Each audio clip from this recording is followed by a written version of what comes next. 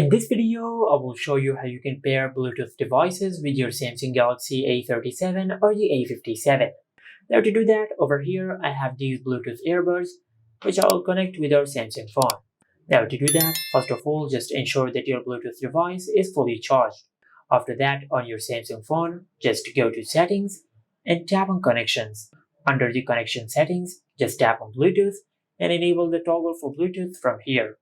Now after you turn on Bluetooth on your Samsung phone, the next step is just grab your Bluetooth device and turn it on.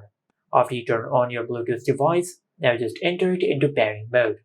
Now some devices might have a dedicated button to enter into pairing mode, but these earbuds enter into pairing mode if you take them out from the charging case. Once your Bluetooth device enters into pairing mode, then just tap on Scan over here, and under Available Devices, you will find the name of your Bluetooth device.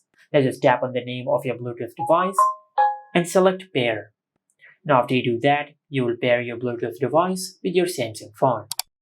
Just like that. And this is it. Make sure to like, comment and subscribe. Thank you for watching.